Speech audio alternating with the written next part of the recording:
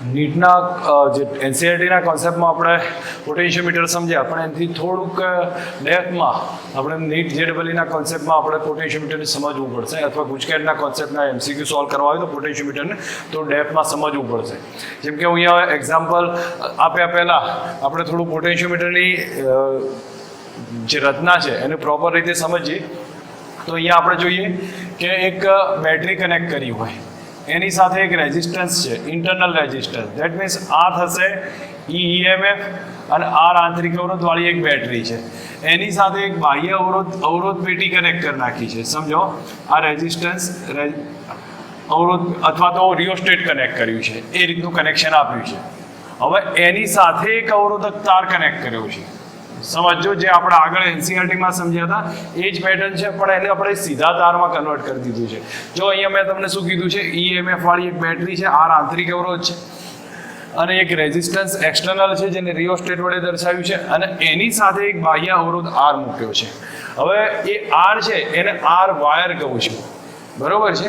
તો અથવા R1 કહી દેશો તો બી ચાલશે. હવે આ જે વાયર બન્યો એને આપણે ટુકડા કરીને જેમ આમ દર્શાવતા હતા આ પ્રમાણે, એ આ જ વાયર છે, L મીટર લાંબો છે, એની લંબાઈ છે L, બરોબર. હવે એક વસ્તુ આની પહેલી સમજવી પડશે, એની એકમ લંબાઈ દીઠ વોલ્ટેજ અવરોધ કેટલો છે.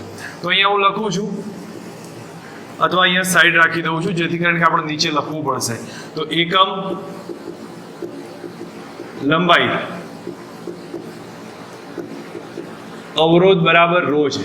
તો આપણે એક વસ્તુ આનું ટર્મ્સ રો આવશે, રોને આપણે અવરોધકતા ના ગણતા, એકમ લંબાઈ માટેનો અવરોધ છે એને રો વડે રજૂ કર્યો છે, બરોબર. હવે એક વસ્તુ થઈ ગયું, આટલી કન્ડિશન આપણને આપી છે, તો આપણે પહેલા એમાંથી વહેતો પ્રવાહ કેટલો એ ચેક કરીએ. તો વહેતો પ્રવાહનું અહીંયા સૂત્ર લખું તો I બરાબર કુલ ઈએમએફ ભાગ્યા કુલ અવરોધ. હવે કુલ અવરોધ છે કેટલો, તો small R plus capital R, એટલે આ બેનો અવરોધ આવે, બીજો આ વાયરનો અવરોધ. તો વાયરનો અવરોધ આર એ લખાય અથવા રો ઇન્ટુ એલ એ લખાય. કારણ સમજો, કારણ કે અહીંયા હું આર વાયર બરાબર ચેક કરવા જઉં, અહીંયા લખી દઉં છું આર વાયર. તો એકમ લંબાઈ માટેનો અવરોધ રો છે, તો એલ લંબાઈનો અવરોધ કેટલો, તો રો ઇન્ટુ એલ આવશે. દેટ મીન્સ આ આર વાયર આવી ગયું. તો આ ઈએમએફ આપણને વહેતો પ્રવાહ મળી ગયો. તો બેટરીના ધન ધ્રુવમાંથી સમજો આઈ જેટલો પ્રવાહ પસાર થતો હોય તો આટલો પ્રવાહ બેટરીમાંથી કન્ટિન્યુ વહન થયા કરશે. પહેલી કન્ડિશન આ હશે, જે દરેકને સમજ આવી જો. વાસ્તવમાં પોટેન્શિયોમીટર જે આ ડ્રો કરતા હતા એ જ પોટેન્શિયોમીટર છે, પણ ફરક શું પડ્યો છે અહીંયા એટલો જ કે આની અંદર જોવા જાઓ તો આપણે આ જે શું કહે કે વાયરને કેવો મૂકી દીધો, સીધો મૂક્યો છે, બાકી કોઈ કોન્સેપ્ટમાં ચેન્જ નહીં કર્યો, બાકી બધું એના એ જ છે. તમારે એને પ્રોપર રીતે સમજવાની જરૂર રહેશે. ઓકે, હવે આ જે કન્ડિશન આપણને ક્લિયર થઈ જાય તો પછી હું આગળની વાત કરું છું. તો આગળમાં સમજવાનો ટ્રાય કરીએ આપણે. જો ચલો, એક કન્ડિશન આ છે, બરોબર. હવે અહીંયા એલ લંબાઈનો એક પોઈન્ટ લઈ લીધો છે. આ પોઈન્ટ એ લઉં, આ પોઈન્ટ સી લઉં છું. તો ચલો, એ અને સી બે પોઈન્ટ છે, તો અહીંયા આપણે એને ચેક કરીએ. તો આ બે વચ્ચેનો વોલ્ટેજ કેટલો, હવે એ બે વચ્ચેનો વોલ્ટેજ ફાઇન્ડ કરવો હોય તો હું અહીંયા આનો વોલ્ટેજ સમજો V છે, તો V બરાબર કેટલા થશે, I ઇન્ટુ આર થાય. હવે આ બે વચ્ચેનો અવરોધ કેટલો, પહેલા તો આ બે એ અને સી વચ્ચેનો અવરોધ. તો અહીંયા હું પહેલા વોલ્ટેજ લખ્યા પહેલા રેઝિસ્ટન્સ આપણે ફાઇન્ડ કરવો પડશે. તો આર એસી કહું છું, આર એસી બરાબર એકમ લંબાઈ માટે અવરોધ કેટલો છે, રો છે, તો સ્મોલ એલ લંબાઈ માટે અવરોધ કેટલો થાય, રો ઇન્ટુ સ્મોલ એલ થશે. જો અહીંયા સમજો, એકમ લંબાઈ માટે અવરોધ રો હતો, તો એલ કેપિટલ લંબાઈ માટે રો ઇન્ટુ એલ, તો સ્મોલ એલ માટે પણ કેટલો થાય, રો ઇન્ટુ એલ. તો આનો અવરોધ આવી ગયો. હવે આમાંથી વહેતો પ્રવાહ કેટલો, I છે, તો આના બે છેડાનો વોલ્ટેજ VAC જે આપણે ફાઇન્ડ કરવો છે, VAC બરાબર I ઇન્ટુ આર આવે, અને આર કયો છે, AC નો આવશે, તો આર એસી. હવે અંદર કિંમત મૂકી દઈએ બધાની, તો I ના બદલે થશે E divided by capital R plus small R plus rho into L into R AC, એટલે કેટલા થશે, રો ઇન્ટુ સ્મોલ એલ. તો રો ઇન્ટુ સ્મોલ એલ આવ્યા. તો VAC બરાબર જોવા જઈએ તો અહીંયા તમે જો E rho divided by capital R small R plus rho into capital L, આટલું સ્ટેપ રહેશે ઇન્ટુ એલ. હવે તમે સિમ્પલ સમજવા જાઓ તો આ બધી વસ્તુઓ અચળ છે. E અચળ, રો અચળ છે, કેપિટલ આર સ્મોલ આર બધું જ અચળ જોવા મળશે. તો આને કોન્સ્ટન્ટ ગણીએ તો VAC પ્રપોઝનલ ટુ એલ કહેવાય. VAC proportional to L થયું. હવે આના આધારે તમે સમજવા જાઓ તો આ એક સિચ્યુએશન આપણને યાદ હોવી જોઈએ. તો એના ઉપરથી જ્યારે આપણે અહીંયા જ્યારે બે બેટરી કનેક્ટ કરતા હતા, એક બેટરી અહીંયા EMF અને બીજી E1 EMF, બીજી બેટરી અહીંયા કનેક્ટ કરી તો એનું સ્ટેટસ પોઈન્ટ અહીંયા મળતું હતું E2. તો જ્યારે E1 E2 અનુરૂપ L1 L2 મળતું હતું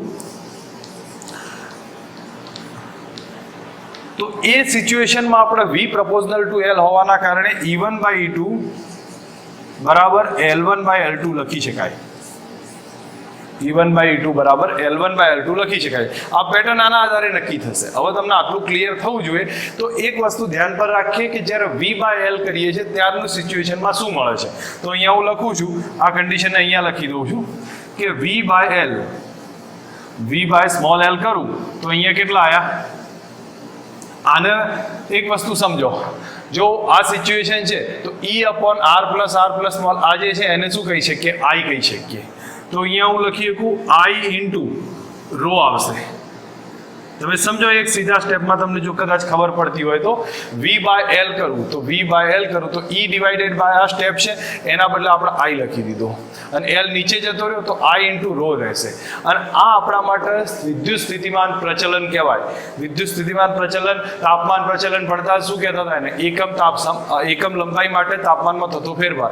તો એકમ લંબાઈ માટે વિદ્યુત સ્થિતિમાનમાં થતો ફેરફારને વિદ્યુત સ્થિતિમાન પ્રચલન કહેવાય. યાદ રાખજો, આગળ જતા કોન્સેપ્ટનો યુઝ થશે. અને ઘણીવાર જેમ એકમ લંબાઈના અવરોધથી આપણે અવરોધ શોધવામાં યુઝ કરીએ છીએ ને, એમ પોટેન્શિયોમીટરમાં એકમ અંતર માટેનું જે સ્થિતિમાનનો તફાવત જોવા મળે એના ઉપરથી આપણે વિદ્યુત સ્થિતિમાન ફાઇન્ડ કરવામાં મદદ થશે. તો આ બે વસ્તુ આપણને ક્લિયર થવી જોઈએ અને આના આધારિત આપણને રિઝલ્ટમાં સમજ આવી જોઈએ.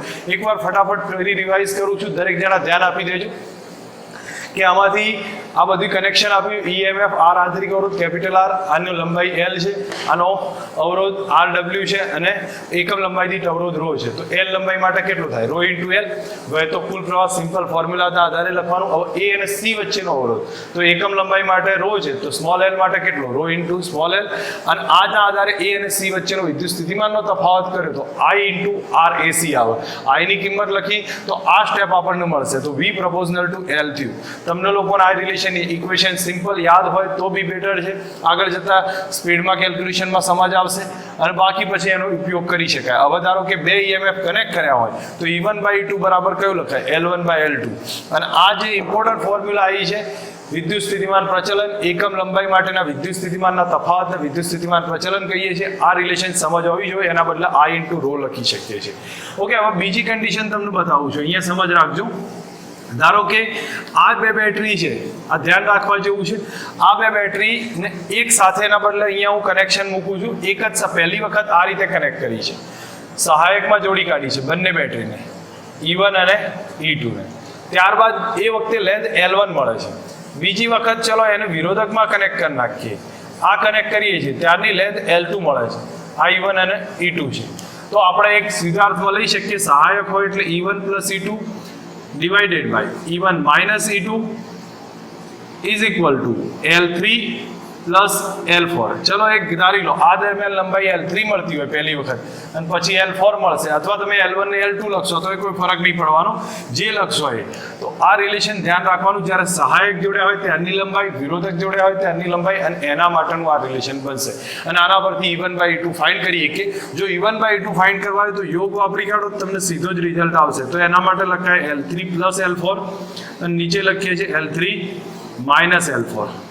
આ રિઝલ્ટમાં E1 by E2 થશે, યોગ વાપરી દેશો. એટલે આ થઈ ગયું મેં પોટેન્શિયોમીટરનો એક બેઝિક આઈડિયા અને થોડોક શું કહેવાય ડિફરન્ટ રિવિઝન હતું, જે આપણા અત્યારે આના પછીના MCQમાં સમજવાનું છે અથવા એના કોન્સેપ્ટ જે એક્ઝામ્પલ ગણીએ છીએ એની અંદર સમજવું.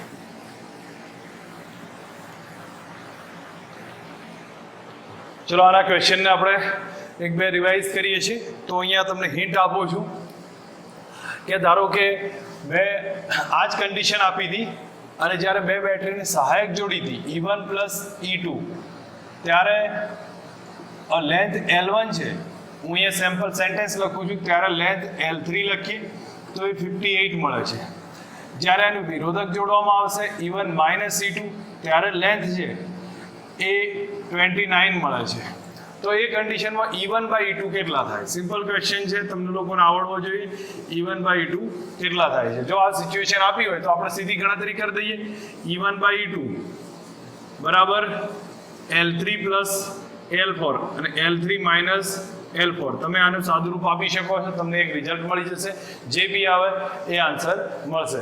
નેક્સ્ટમાં ફક્ત એક એક્ઝામ્પલ સમજાવવાનો ટ્રાય કર્યો છે. ઓકે, નેક્સ્ટ એના પછી બીજો એક્ઝામ્પલ આપણે એ જ રીતની પેટર્નમાં સમજીએ કે કઈ રીતે ગણી શકાય છે.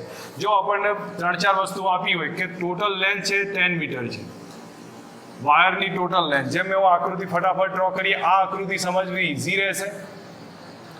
EMF સ્મોલ r આંતરિક અવરોધ, કેપિટલ R બાહ્ય અવરોધ છે, અને આ પોટેન્શિયોમીટર તૈયાર થઈ જશે. આમાં ફટાફટ આ રીતે જ જોઈશું. તો આની ટોટલ લેન્થ L 10 મીટર છે. પછી વાયરનો અવરોધ એ 20 ઓહ્મ છે. બેટરીનો EMF 3 વોલ્ટ, બાહ્ય અવરોધ 10 ઓહ્મ.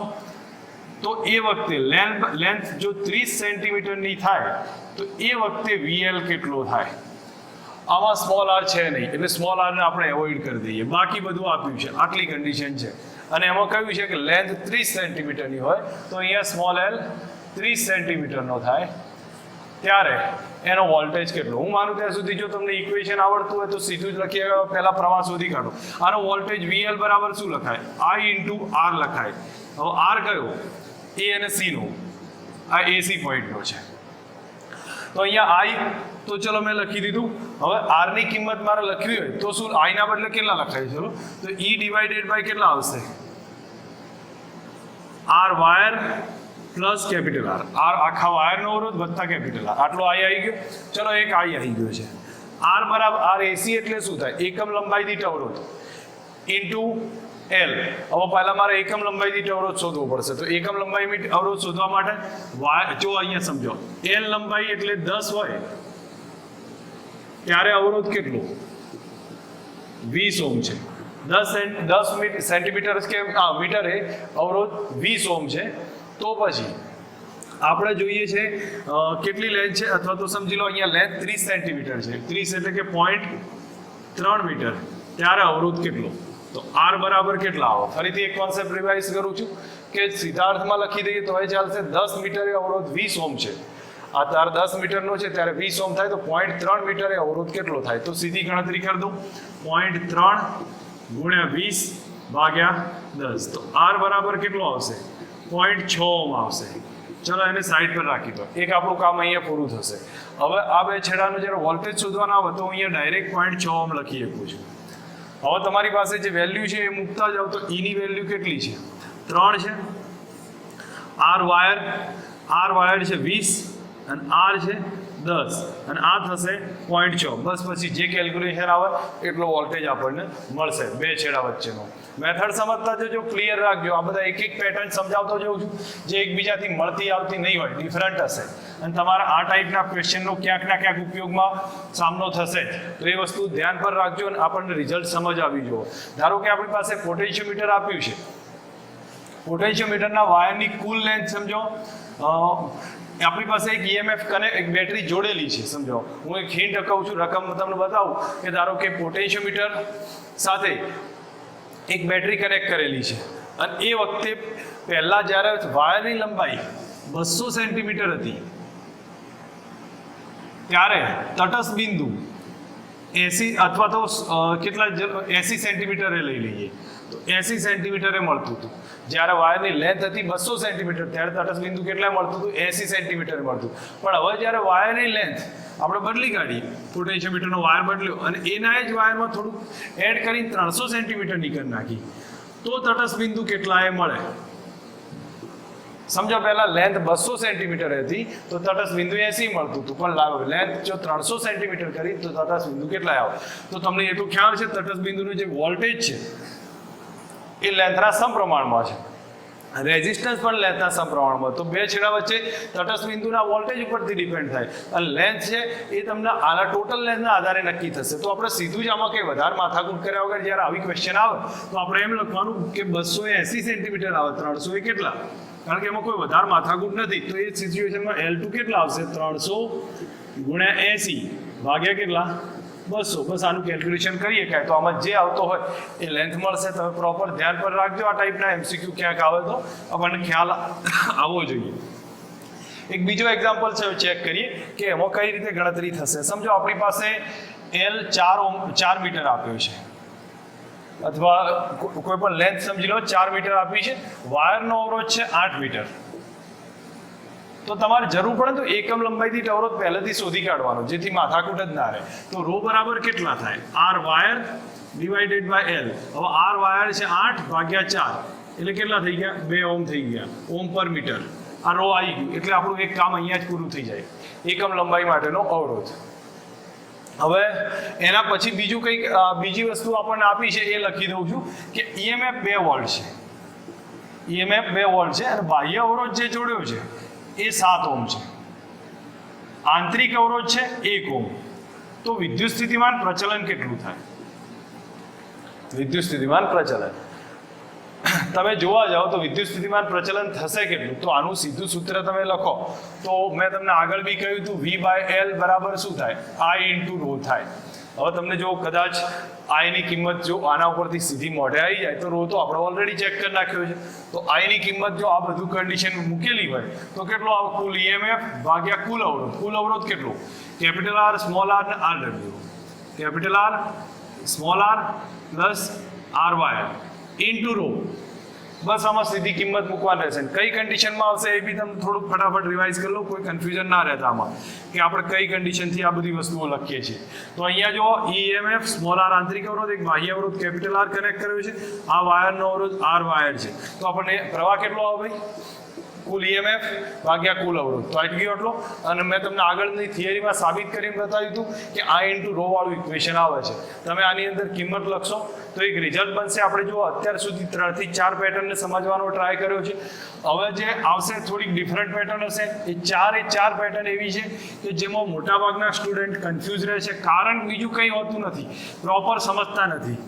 જ્યાં સુધી તમે પ્રોપર નહીં સમજો પોટેન્શિયોમીટરને ત્યાં સુધી પોટેન્શિયોમીટરમાં તકલીફ રહેવાની. તો એ માટે હું માનું ત્યાં સુધી આપણે એક વખત શાંતિથી આને સમજીએ. હું આકૃતિ અહીંયા ડ્રો કરું છું, એને પ્રોપર સમજતા જજો ને પછી આપણે ચેક કરીએ છીએ કે અહીંયા આપણી પાસે સમજો 50 વોલ્ટની એક બેટરી છે. એને અહીંયા આંતરિક અવરોધ એવોઇડ કરી નાખીએ શરૂઆતના સ્ટેપમાં. પછી આપણી પાસે આ એક વાયર છે પોટેન્શિયોમીટરનો. આ વાયરની લેન્થ છે 10 મીટર. બરોબર, 10 મીટરની લેન્થ છે અને એની સાથે એક રેઝિસ્ટન્સ આંતરિક અવરોધ R હોય એવો 20 વોલ્ટનો EMF હોય, 20 વોલ્ટ એવો એક પોટેન્શિયલ બેટરી કનેક્ટ કરી છે. અને બેટરી કનેક્ટ કરીએ તો આ ડિસ્ટન્સ આપણને તટસ્થ બિંદુ અહીંયા X આગળ મળે છે. તટસ્થ બિંદુ X આગળ મળે છે. તો X કેટલા થતા હશે? બરોબર. હવે આ સિચ્યુએશન જ્યારે પણ આપી હોય તો આપણે શું કરવું પડશે થોડુંક વિચારજો. જો આ પહેલા તો વોલ્ટેજ આપ્યો છે, અહીંયા 10 મીટરનો વાયર છે, આ આંતરિક અવરોધ છે, 20 વોલ્ટની બેટરી કનેક્ટ કરી છે. તો આ લંબાઈ કેટલી થાય? હવે તમે એક શાંતિથી વિચાર કરો, અહીંયા ક્યાં આંતરિક અવરોધ છે? નથી. તો એનો મતલબ આ પોઈન્ટ હું x ગણું, આ પોઈન્ટ y ગણું, તો x અને y વચ્ચેનો પોટેન્શિયલ ડિફરન્સ કેટલો? 50 વોલ્ટ. તો એનો મતલબ થયો કે A અને B વચ્ચેનો પોટેન્શિયલ ડિફરન્સ કેટલો? 50 વોલ્ટ. તો એનો મતલબ સીધો જ ખ્યાલ આવે કે વાયરના બે છેડા વચ્ચેનો પોટેન્શિયલ ડિફરન્સ કેટલો છે? 50 વોલ્ટ થયો. તો આપણે પહેલા પ્રચલન શોધીએ. પ્રચલનનો મતલબ શું હતો? પ્રચલન આપણે કયું લખતા હતા? V/L બરાબર I × ρ લખતા હતા ઇક્વેશન. તો એનો મતલબ એકમ લંબાઈ માટે વિદ્યુત સ્થિતિમાનનો તફાવત. તો અહીંયા આપણે V/L આ બે છેડાનો વોલ્ટેજ કેટલો? 50 વોલ્ટ. અને ટોટલ લંબાઈ કેટલી છે? 50 મીટર. આ 10 મીટર. તો પ્રચલન શોધીએ છીએ કે નહીં? તો એના આધારે સીધું જ લખવામાં આવશે. અથવા તમે આ પ્રમાણે લખી શકો કે 50 વોલ્ટે 10 મીટરની લંબાઈ. સોરી, મારાથી ઉલટું લખાઈ ગયું છે. રાઈટ છે. એક રિલેશન ફરી બતાવું છું. 10 મીટરે 50 વોલ્ટ મળે છે. નો તફાવત જોવા તો 1 મીટરે કેટલો આવ્યો? તો 50 ભાગ્યા 10 એટલે શું થયું? 5 વોલ્ટ થયા. અને તમે V/L કરો તો એ કેટલા આવે? ટોટલ વોલ્ટેજ 50 છે, લંબાઈ છે 10 મીટર, તો એ કેટલા આવશે? 5 વોલ્ટ. તો વિદ્યુત સ્થિતિમાન પ્રચલન V/L એને આપણે કદાચ phi કહી શકીએ, ધારીએ છીએ phi. તો phi બરાબર કેટલા આવી ગયા છે? 5 મીટર. 5 વોલ્ટ પર મીટર. 5 વોલ્ટ પર મીટર. એક સીધું રિલેશન આટલું આવ્યું છે. તમે જે રીતે યુઝ કરો એ. હવે તમે એક વસ્તુ વિચાર કરો, જ્યારે તટસ્થ બિંદુ મળે તો એ કન્ડિશનમાં આમાંથી વહેતો પ્રવાહ કેટલો હોય? 0 હોય. હવે આનો પ્રવાહ 0 હોય તો એનો મતલબ કે આર હોય કે ના હોય કોઈ મતલબ નથી. આના બે છેડાનો વોલ્ટેજ ઈએમએફ જેટલો થયો. હવે આના બે છેડાનો વોલ્ટેજ જો ઈએમએફ જેટલો થાય તો એનો મતલબ શું થશે કે અહીંયા સમજવાનો ટ્રાય કરજો. જ્યારે આ કોન્સેપ્ટ બી એક સમજવાની જરૂર છે. તમને જો પ્રોપર ક્લિયર થઈ જશે તો તમને સમજ આવશે. હવે કન્ડિશન કઈ થશે તો એ બી સમજીએ આપણે કે આ કેમ 0 થાય છે. આ પોઈન્ટને અત્યારે વચ્ચે અધૂરો રાખું છું અને અહીંયા તમને એકવાર રિવાઇઝ કરી પછી એ પોઈન્ટને સમજાવવાનો ટ્રાય કરું. જો અહીંયા તમે ધ્યાન આપો કે આ બેટરી કનેક્ટ કરી હતી, આંતરિક અવરોધ, એક રિયોસ્ટેટ કનેક્ટ કર્યું છે સ્મોલ આર, ઈએમએફ, આર આંતરિક અવરોધ અને આ વાયર આટલું કનેક્ટ કરેલું હતું. હવે તમે એક વસ્તુ વિચાર કરો કે અહીંયા મેં બેટરી કનેક્ટ કરી છે, એનો આંતરિક અવરોધ પણ છે અને ગેલ્વેનોમીટર કનેક્ટ કરી આ પોઈન્ટ તટસ્થ પોઈન્ટ મળ્યો છે. આ ઈએમએફ છે, આર આંતરિક અવરોધ એનો છે, R1 લઈ દો. હવે થશે શું, એક વસ્તુ ધ્યાન આપો. પહેલા હું આ પોઈન્ટને આપ જે નલ તટસ્થ બિંદુ છે એને અહીંયાથી શરૂઆત કરીશ, અહીંયાથી ધીરે ધીરે આગળ લઈ જઈશ. તો આમ આગળ લઈ જઈને મેં એક પોઈન્ટ અહીંયા લાવ્યો છું. તો હવે થશે શું, એક વસ્તુ ધ્યાન આપજો, તમને જો સમજ આવે તો આના પોઈન્ટ પરથી કે આમાંથી વહેતો પ્રવાહ I હશે અને I ની વેલ્યુ આપણને ખબર છે. તો એ આમથી આમ સર્ક્યુલેશન કરતો હશે અને અહીંયાથી પ્રવાહ I1 વહેશે, એ આમથી આમ સર્ક્યુલેશન કરશે. આપણી પાસે આ ટાઈપની સર્કિટ બનશે. હવે થશે શું કે આના બે છેડાનો વોલ્ટેજ અને આમાંથી વહેતા પ્રવાહના આધારિત બે છેડાનો વોલ્ટેજ સરખો થવો જોઈએ, કારણ કે આ અવરોધક તાર છે અને આ પણ છે, સરખો થવો જોઈએ તો જ થાય.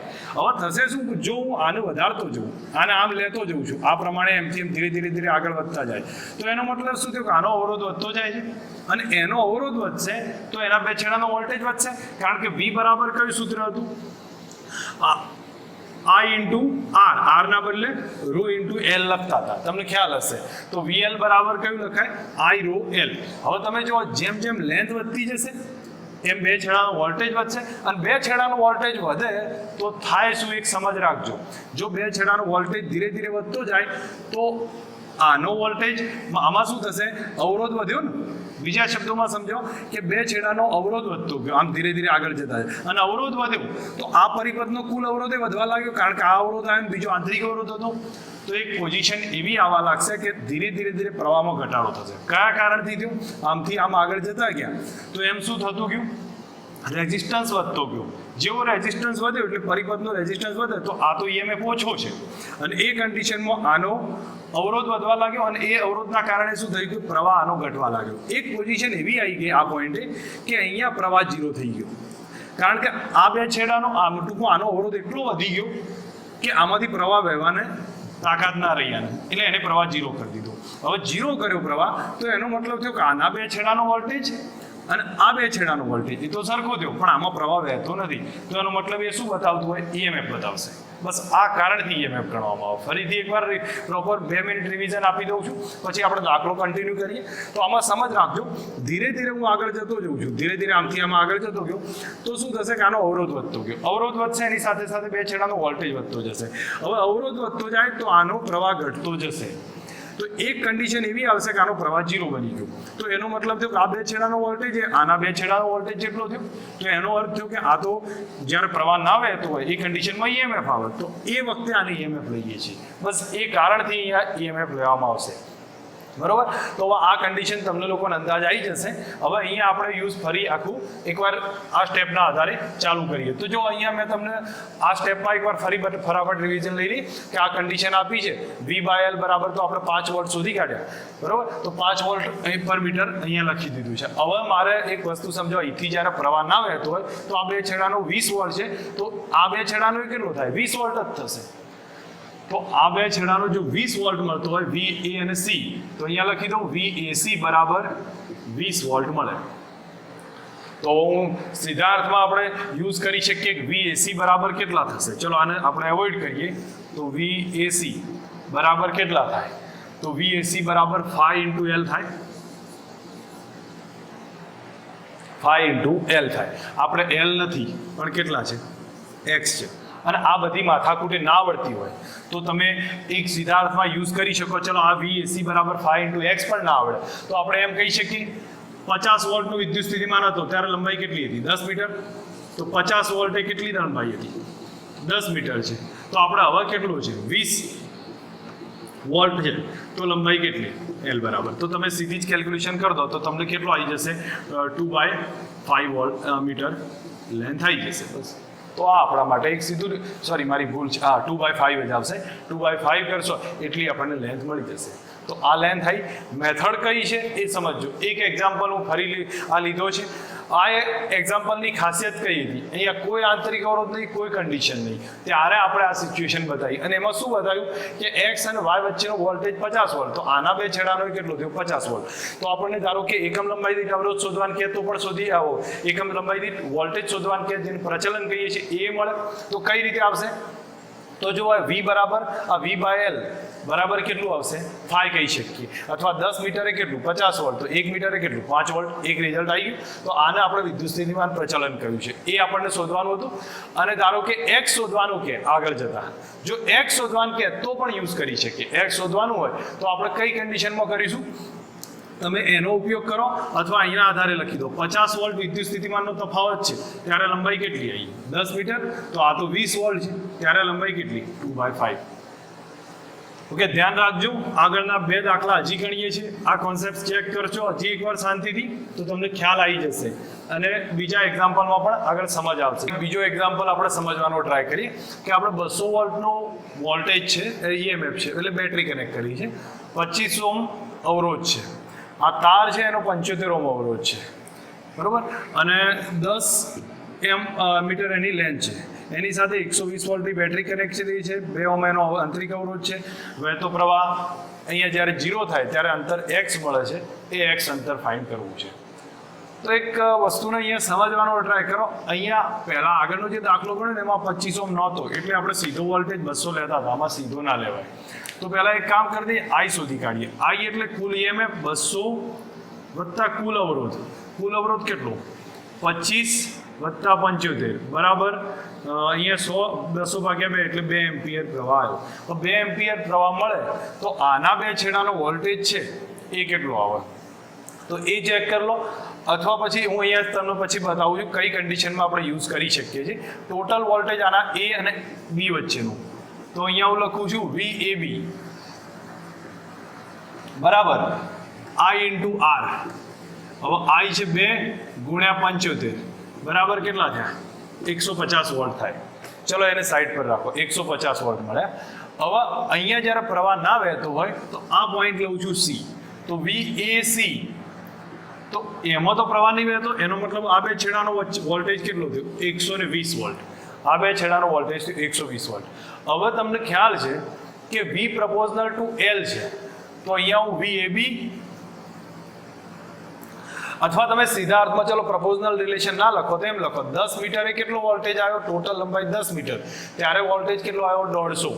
તો 120 વોલ્ટેજ કેટલો આવે, તો અહીંયા હું લખું છું 150 વોલ્ટ માટે લંબાઈ આવી 10 મીટર, તો 120 વોલ્ટ માટે લેન્થ કેટલી, તો આ બે વચ્ચેની લેન્થ L અથવા X મળે. તો X બરાબર કેટલા આવ્યા 1200 ભાગ્યા 150, તો અહીંયા 8 મીટરની લેન્થ આવે. એક સિચ્યુએશન આ થશે. સમજો આ પેટર્નને, દરેક જણા થોડુંક શાંતિથી ધ્યાન આપીને પોતાની રીતે સમજવાનો ટ્રાય કરે. નેક્સ્ટ એક્ઝામ્પલ બીજો લઉં છું. પેટર્ન થોડી બદલાશે પણ મેથડમાં થોડુંક ક્યાંક ના ક્યાંક ઉપયોગ એકના એક ટાઈપનો આવતો હશે, બરોબર. અહીંયા આપણે સમજીએ કે જેમ કે અહીંયા જુઓ આપણી પાસે એક બેટરી છે, એક આંતરિક અવરોધ છે. આ ધારો કે 90 વોલ્ટની બેટરી છે, આ છે 10 ઓહ્મ આંતરિક અવરોધ અથવા બાહ્ય અવરોધ લઈ લો, એનાથી કોઈ ફરક નહીં પડે. અહીંયા એક આપણી પાસે રેઝિસ્ટન્સ વાયર છે, એની લેન્થ છે 10 મીટરની અને એનો અવરોધ છે 20 ઓહમનો, એમ ધારી લીધું છે. હવે એની નીચે એક બેટરી કનેક્ટ કરી છે, એ બેટરી છે 20 વોલ્ટની, હંમેશા આના કરતાં ઓછી જ હોવી જોઈએ. અહીંયા 2 ઓહમનો અવરોધ છે, નીચે એક અવરોધ રાખ્યો છે, એ 2 ઓહમનો લઈ લીધો છે. અહીં ગેલ્વેનોમીટર કનેક્ટ કર્યું, તટસ્થ બિંદુ મળ્યું X. તો હવે X કેટલું, તમારે બે વસ્તુ શોધવાની છે. આના બે છેડાનો વોલ્ટેજ શોધો ને આના બે છેડાનો વોલ્ટેજ શોધો. પછી કહેવાનું કે આના બે છેડાના વોલ્ટેજ માટે 10 મીટર, આના બે છેડા માટે કેટલું, બસ એટલું કરવાનું હોય છે. હવે તમે આના બે છેડાનો વોલ્ટેજ શોધવા માટે I શોધો, તો આઈ કેટલો છે? અહીં તો ગેલ્વેનોમીટર શું કરી દેશે? પ્રવાહ 0, એટલે આ સર્કિટ અલગ પડી જશે. તો આના બે છેડાનો વોલ્ટેજ શોધવો હોય તો આઈ બરાબર કુલ EMF 90 ભાગ્યા 20 ને 10 30, એટલે 3 એમ્પિયર આવી ગયું. બસ એક કામ તો અહીંયા પૂરું કર્યું આપણે. હવે આ બે છેડાનો વોલ્ટેજ લખું, આને A ગણું, આ B ગણું છું. તો અહીંયા હું લખી દઉં VAB બરાબર I ઇન્ટુ ટોટલ અવરોધ R વાયરનો. તો I કેટલો છે? 3. વાયરનો અવરોધ કેટલો? 20, એટલે કેટલો આવ્યો? 60 વોલ્ટ આવ્યો. A અને B વચ્ચેનો. હવે A અને C વચ્ચે ચેક કરવો છે. તો A અને C વચ્ચેનો એટલે આ બે છેડાનો. તમારે પણ અહીંયા જોવાનું કે 20 ના થાય. હવે આમાં પ્રવાહ વહે છે. પ્રવાહ આમથી આમ સર્ક્યુલેશન કર્યા કરે છે. તો આ સર્કિટમાં પ્રવાહ આવી ગયો. તો આપણે આનો પ્રવાહ I1 કેટલો? નીચેની સર્કિટનો I1 બરાબર કેટલું લખાય? V એટલે 20 ભાગ્યા ટોટલ અવરોધ 4, 2 ને 2 4 થશે, એટલે 5 એમ્પિયર પ્રવાહ નીચે વહે છે. 5 એમ્પિયર પ્રવાહ નીચે વહે તો આ AC નો જે વોલ્ટેજ આવ્યો એ જ આનો વોલ્ટેજ અને એ જ આનો વોલ્ટેજ. તો બસ તો આપણે આ બે છેડાનો વોલ્ટેજ કેટલો? VAC લખું છું. હવે અહીંયા લખી દઉં છું VAC બરાબર I1 ઇન્ટુ 2 ઓહ્મ થાય, અથવા R લખું છું. હવે I1 થશે 3 અને 2 એટલે R બરાબર 2 છે, એટલે VAC બરાબર 6 વોલ્ટ આવે. ફરી અહીંયા સમજાવું છું, થોડુંક ધ્યાન આપજો કે હવે મેં પહેલા AB નો વોલ્ટેજ તો શોધી કાઢ્યો, એ તો સિમ્પલ છે. પણ AC નો વોલ્ટેજ શોધવો હોય તો આ બે છેડાનો વોલ્ટેજ આવે. કાં તો તમે V બરાબર E માઇનસ IR કરો, અથવા પછી I ઇન્ટુ કેપિટલ R. યાદ આવે ટર્મિનલ વોલ્ટેજનું સૂત્ર હતું કે I ઇન્ટુ કેપિટલ R લખો અથવા V E માઇનસ IR લખો. આપણે કયું લખીશું? Capital I into capital R. હવે I1 પહેલા શોધવો પડે તો I1 બરાબર 20 ભાગ્યા 4 એટલે 5 એમ્પિયર, અને આ બે છેડાનો વોલ્ટેજ આવશે એ I1 ઇન્ટુ R. હવે I1 તો 3 છે, અહીં સોરી મારી ભૂલ છે ભાઈ, અહીંયા 5 આવશે. I1 તો 5 છે અને ગુણ્યા 2 તો એટલે કેટલો આવ્યો? 10 વોલ્ટ આવ્યો. હવે તમે લખી શકો છો કે VAB 60 વોલ્ટેજ 10 મીટર લંબાઈ, 60 વોલ્ટેજ 10 મીટર લંબાઈ. તો આ VAC નો કેટલો વોલ્ટેજ આવ્યો? 10 વોલ્ટેજ કેટલી લંબાઈ? તો L ગણો, X ગણો, એ કેટલા આવે? 100 ભાગ્યા 60. તો આ એક આન્સર થશે આની કેલ્ક્યુલેશનમાં. બોલો હવે સમજ આવી છે? બીજો એક દાખલો લઈએ, એવો જ પેટર્ન સરખી જશે, મળતી આવતી હશે. પણ આ છેલ્લો એક્ઝામ્પલ છે, શાંતિથી સમજજો. બધી વેરિએશન મેં લઈ લીધી છે મોટાભાગની. પોટેન્શિયોમીટરમાં ખ્યાલ આવી જવો જોઈએ. IEMF અહીંયા જુઓ તો આ 10 વોલ્ટની એક બેટરી કનેક્ટ કરી છે. હવે અહીંયા લખું છું, સોરી 100 વોલ્ટ લઈ લઈએ. ચલો આ 5 ઓહ્મ છે અને એની સાથે એક વાયર કનેક્ટ કરીએ. વાયર લઈ લઈએ 20 ઓહ્મ. વાયર 20 ઓહ્મનો અવરોધ છે, એની લેન્થ પાછી 10 મીટર જ રાખી દઈએ. બાકી બધું કનેક્શન કોમન છે. હવે અહીંયા બે બેટરી કનેક્ટ કરી, એક 2 વોલ્ટની બેટરી અને એની સાથે એક આંતરિક અવરોધ 2 ઓહ્મનો. ચલો આને નેગેટિવ રાખીએ કારણ કે આગળ મોટી બેટરી લેવી છે. હવે અહીંયા આ રીતની એક બેટરી છે, 8 વોલ્ટની બેટરી, એનો આંતરિક અવરોધ 2 ઓહ્મ. એની સાથે ગેલ્વેનોમીટર, અહીંયા તટસ્થ બિંદુ I બરાબર 0. આ X આપણે ફાઇન્ડ કરવો છે. Same situation. પહેલા એક કામ કરો, A અને B વચ્ચેનો વોલ્ટેજ કરવો હોય તો એ ચેક કરી લઈએ. I શોધી કાઢો. કોમન કોન્સેપ્ટ છે.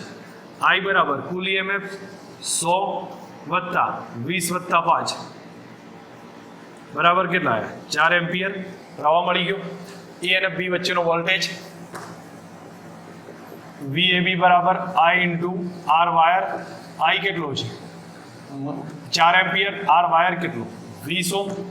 એટલે ધેટ મીન્સ થઈ જશે 80 વોલ્ટ. ચલો એક કામ પૂરું. હવે બીજું કામ લઈએ છીએ. બીજું કામ કયું હશે? તમને ખ્યાલ આવશે કે હવે જોવાનું છે A અને C વચ્ચેનો વોલ્ટેજ છે. તો જો આનો વોલ્ટેજ આ બે છેડાનો, પણ હવે તો પ્રવાહ વહે છે તો આનો પહેલા પ્રવાહ શોધી કાઢો. તો I1 કેટલો? તો આમાંથી મોટી બેટરીથી વહેતો I1 તો ઋણથી ધન, ઋણથી ધન, તો સહાયક છે આ બે, ઋણથી ધન અને ઋણથી ધન. તો અહીંયા લખીએ I બરાબર 8 વત્તા 2 અને નીચે 2 વત્તા 2 બરાબર કેટલા થઈ ગયા? 8 ને 2 10 અને નીચે 4, 10 ભાગ્યા 4 એટલે 2.5 એમ્પિયર આવ્યો. બરોબર છે. હવે આ રિલેશન તમારી સામે થાય તો એક કામ કરું છું ભાઈ, હું અહીંયા થોડુંક ચેન્જ કરું છું, અહીં 3 ઓહ્મ નાખી દઉં, જેથી આપણે જવાબમાં થોડું સહેલું પડે. તો 2 અને 3 આવી જશે, બધા રેન્ડમ છે એટલે કેલ્ક્યુલેશન તો ગમે તે કરીએ કે અહીંયા સોરી પાસ થઈ જશે અને એ આપણને 2 એમ્પિયર જવાબ મળશે. ચલો I1 2 એમ્પિયર મળ્યો. હવે I1 2 એમ્પિયર મળ્યો તો આ એ પોઈન્ટ, આ એ પોઈન્ટ, આ એ સી પોઈન્ટ, આ પણ સી પોઈન્ટ. તો VAC ગમે ત્યાંથી શોધી કાઢો. ચલો અહીંયાથી શોધી કાઢું છું. તો A થી શરૂઆત કરું છું. VA ઋણથી ધન -8, પ્રવાહની વિરુદ્ધ દિશામાં, આપણે કારણ કે આપણે આમ જઈએ છીએ અને પ્રવાહ ડાયરેક્શનમાં વિરુદ્ધ દિશામાં એટલે પ્લસ થશે, plus I into small r બરાબર ક્યાં પહોંચી ગયા? C પાસે. તો VA માઇનસ VC કેટલા આવ્યા? VA માઇનસ VC બરાબર 8 ઓછા I કેટલા છે? 4 સોરી આ I લેવાનો I1 2 અને R કેટલા? 3 એટલે કેટલા આવ્યા? 6 થયા તો 2 વોલ્ટ આવ્યા. તો VAC બરાબર 2 વોલ્ટ. અથવા તમે મોટી બેટરી જો કોન્સેપ્ટ હું માનું ત્યાં સુધી ધારો કે મારે ગણવાનું હતું, સીધું જોઉં કે આ બેટરીથી તો પ્રવાહ બહાર આવે છે તો એનું સૂત્ર V બરાબર E માઇનસ IR, આનો ટર્મિનલ વોલ્ટેજ, અને આ લઉં તો એમાં એ જ આવશે તો એનું V બરાબર E માઇનસ IR. તો અહીંયા આપણે E માઇનસ IR જ કર્યું છે, 2 વોલ્ટ આવી ગયો. હવે લખીએ પાછી બેટરીમાં કે 80 વોલ્ટે કેટલી લંબાઈ? 10 મીટર. તો 2 વોલ્ટે કેટલી લંબાઈ? તો તમે કેલ્ક્યુલેશન કરી શકો છો. હવે 20 ભાગ્યા L બરાબર લઈએ કે X બરાબર લઈએ? 20 ભાગ્યા 80 તો 1/4 મીટર આટલી લેન્થ મળશે. આ થઈ ગઈ પોટેન્શિયોમીટરની વાત. હું માનું ત્યાં સુધી તમને અલગ અલગ વેરિએશનના આધારે એક્ઝામ્પલ લીધા છે ને, એક એક્ઝામ્પલ ઇમ્પોર્ટન્ટ છે, શાંતિથી સમજજો. જરૂર પડે તો વિડીયો ફરીવાર એકવાર જોવાનો ટ્રાય કરો, અને તમને જ્યાં ના સમજ આવે ત્યાં મને કહેજો તો હું એકાદ બે એક્ઝામ્પલનો આઈડિયા ફરી તમને આપીશ. પણ આને પેટર્નથી સમજી લો. એક જ વખત સમજવાની જરૂર છે, પછી એને વારે વારે જોવાની બી જરૂર નહીં.